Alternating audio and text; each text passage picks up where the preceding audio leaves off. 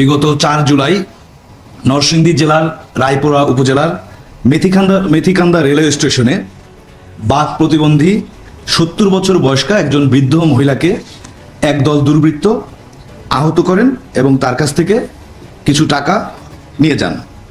পরবর্তীতে 8 জুলাই দিবাগত রাতে নরসিংদী সদর হাসপাতালে নেওয়ার পথে উনি মর্মান্তিকভাবে মৃত্যুবরণ করেন।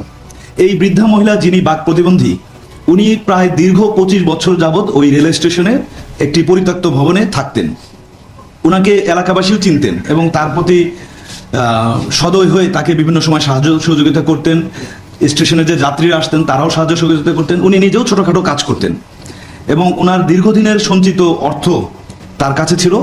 এটা দুর্বৃত্তরা জেনে যায় এবং ধারণা করা যায় যে এই অর্থ নেওয়ার জন্যই তারা আসলে হামলা করে।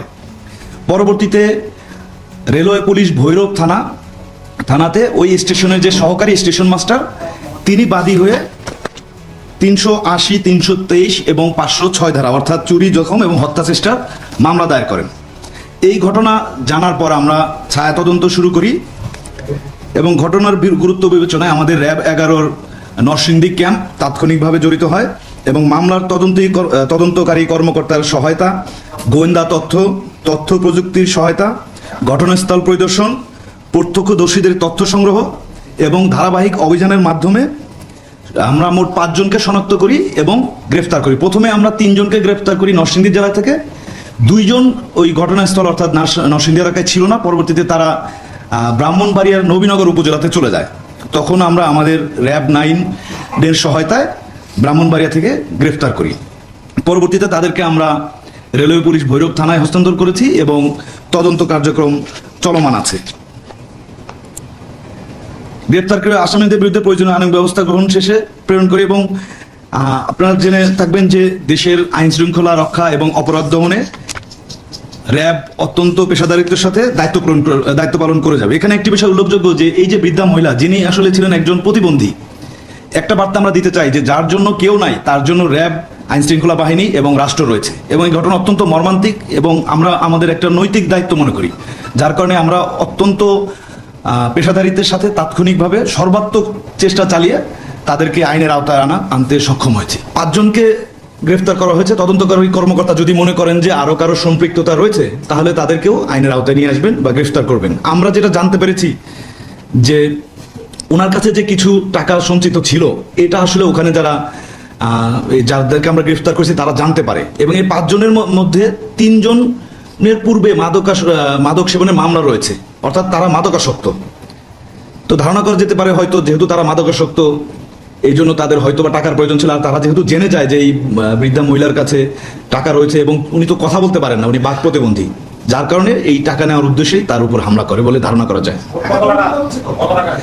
টাকার অ্যামাউন্ট আনুমানিক 20,000 টাকা বলে আমরা তদন্তে পেয়েছি। হয়তো পরে আরো নিশ্চিত হওয়া যাবে, তবে এখনো পর্যন্ত যেটা আমরা জানতে পেরেছি যে আনুমানিক 20,000 টাকা। আপনারা অবশ্যই জানবেন যে রেলের যাবতীয় আইন শৃঙ্খলা পরিস্থিতি সার্বক্ষণিকভাবে মনিটরিং করার জন্য কিন্তু বাংলাদেশ রেলওয়ে পুলিশ আছে।